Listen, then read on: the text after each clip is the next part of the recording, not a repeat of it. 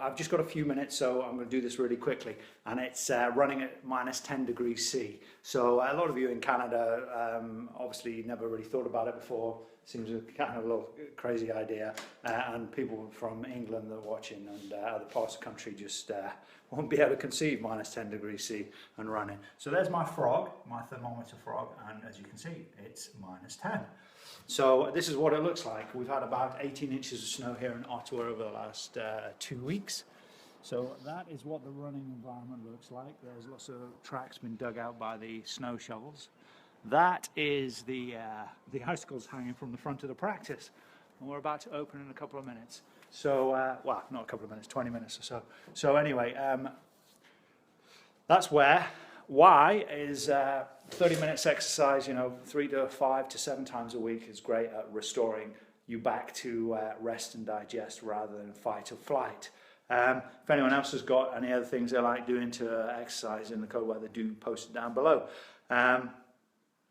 Okay, so that's why to do it and then how to do it. Obviously you can see I'm kind of wrapped up. I've just returned. I've about a 20-minute run. I'm steaming a little bit. So I've got a hat that goes down over my ears, essential. I've got a running collar that is not too thick, but so that I can breathe through it, but thick enough so that when I'm breathing in the air, it's not giving my lungs a hard time with the cold.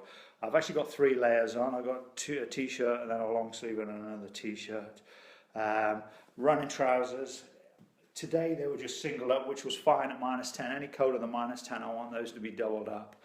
Socks, there are special running socks you can get. Today I was just using kind of thick cotton socks and they seem to do a good job. Running shoes. Now you need to get good running shoes, whichever style they are. These ones are Asics, obviously New Balance or another brand. I'm assuming you can see them.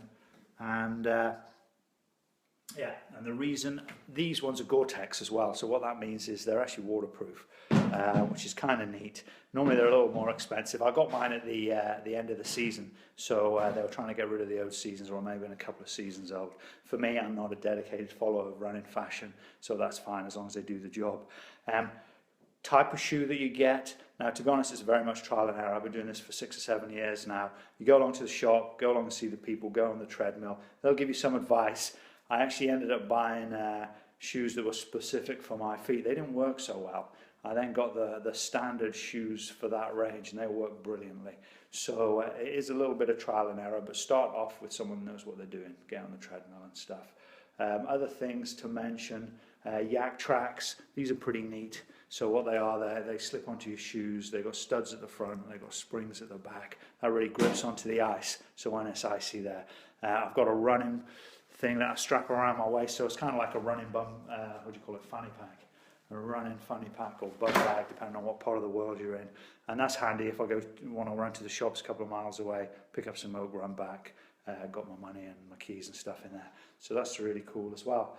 Other things about minus 10, obviously you're still going to need water when you get back, and when you get back, get somewhere warm, get a warm shower before you freeze.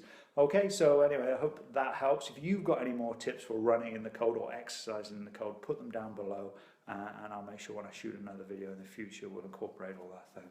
Thanks very much. Take care.